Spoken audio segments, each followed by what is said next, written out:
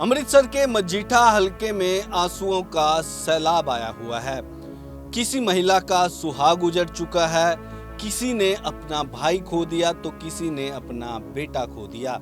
किसी बच्चे के सिर से उसके बाप का साया हमेशा के लिए उठ गया, क्योंकि अब तक जहरीली शराब पीने के कारण मृतकों की संख्या 23 के पार पहुंच चुकी है और ये आंकड़ा अभी और बढ़ने की आशंका जताई जा रही है, क्योंकि अभी भी कई लोग ऐसे हैं जो अस्पताल में जिंदगी और मौत के साथ लड़ रहे हैं।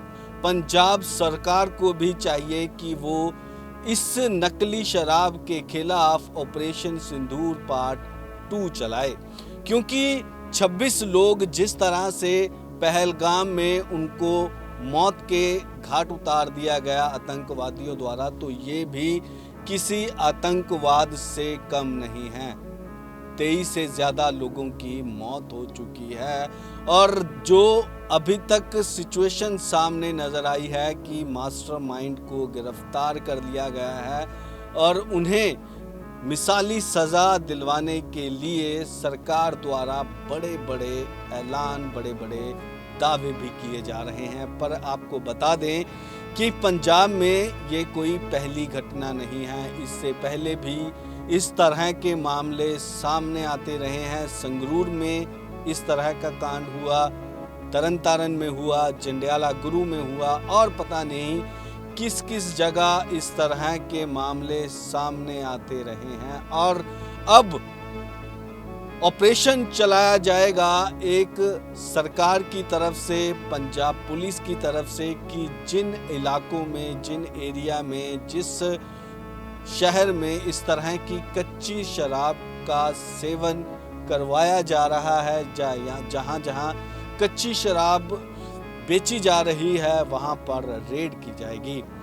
सबसे बड़ा सवाल यहां इसलिए खड़ा होता है क्योंकि पंजाब सरकार द्वारा युद्ध नशा के विरुद्ध मुहिम का आगाज किया हुआ है और नशा बेचने वालों के घरों को तोड़ा जा रहा है। पीला बुलडोजर सरकार की तरफ से चलाया जा रहा है, क्योंकि सरकार का मानना ये है कि जब तक ऐसी कार्यवाही नहीं की जाएगी तब तक पंजाब नशा मुक्त नहीं होगा। उनका ये कहना है कि जो ये आलीशान घर नशा स्मगलरों ने, नशा तस्करों ने बनाए हुए हैं, ये कईयों की मासूम लोगों की छाती, मासूम लोगों की मौत के ऊपर ये आलीशान घर खड़े किए गए हैं। इसी तरह से अगर इस कच्ची शराब की बात की जाए तो माना जा रहा है कि काफ़ी ऐसे इलाके हैं जहां लगातार ये नकली जहर परोसा जा रहा था। खास तौर पर जो बॉर्डर एरिया हैं, चाहे वो पठानकोट, गुरदासपुर, तरन तारण, अमृतसर, फिरोजपुर, फाजिलका, ये जितनी भी बेल्ट है, यहाँ बहुत ही धड़ल्ले के साथ गांव के गांव नकली शराब का धंधा कर रहे हैं और लगातार उनकी तरफ से ये नकली शराब बेची जा रही है और सरकार सिर्फ इधर एक नशा तस्करों के घरों को तोड़ने में लगी हुई है। यहाँ सरकार की नज़र या यहाँ पुलिस की नज़र क्यों नहीं जाती? हालांकि पुलिस द्वारा इन लोगों के खिलाफ, इन मुलजिमों, इन आरोपियों के ऊपर जो धाराएं लगाई गई हैं वो बीएनएस की धारा 103 और 105 समेत अलग अलग धाराओं के तहत इन्हें गिरफ्तार किया गया है। ऐसे में अब ज़रूरत है इन लोगों के पीछे जो सरगना है उन्हें गिरफ्तार करने की, क्योंकि इतना बड़ा नेटवर्क है ये कि बिना किसी की रहप्रस्ती से, बिना किसी की शय से ये नहीं चलाया जा सकता।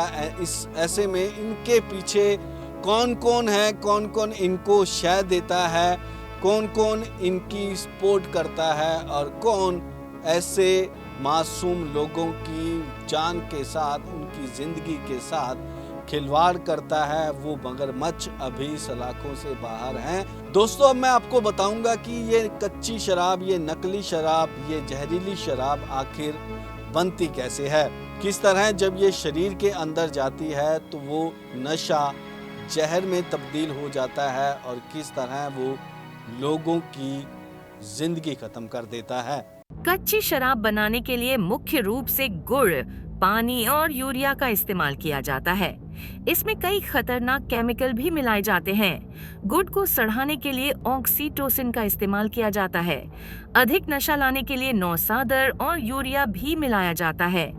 ये सभी चीजें मानव शरीर के लिए अत्यंत हानिकारक हैं। यूरिया ऑक्सीटोसिन, गुड़ और पानी को मिलाकर जब फर्मेंटेशन किया जाता है तो इथाइल अल्कोहल की जगह मिथाइल अल्कोहल बन जाता है। मिथाइल अल्कोहल बनने का एक कारण शराब बनाने की प्रक्रिया के दौरान तापमान का सही ध्यान न रखना भी है।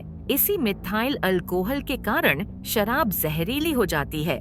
इसे पीने से होती है मौत। मिथाइल अल्कोहल शरीर में जाकर फॉर्मेल्डिहाइड फॉर्मिक एसिड बनाता है। यह एक ऐसा जहर है जो आंखों की रोशनी छीन सकता है या मौत का कारण बन सकता है। यह शराब पीने वाले के दिमाग के लिए भी बेहद हानिकारक है। यदि शराब में मिथाइल अल्कोहल की मात्रा 90% से अधिक हो जाती है तो वह जहरीली बन जाती है। इतनी मात्रा में मिथाइल अल्कोहल का सेवन नर्वस ब्रेकडाउन का कारण बनता है। पुलिस की जांच में खुलासा हुआ कि नकली शराब बनाने के लिए इस्तेमाल मेथनॉल थोक में ऑनलाइन खरीदा गया था। मेथनॉल एक हल्का रंगहीन कार्बनिक रासायनिक यौगिक है जिसे अक्सर अवैध रूप से मादक पेय पदार्थों में एथेनॉल के सस्ते विकल्प के रूप में ही मिलाया जाता है।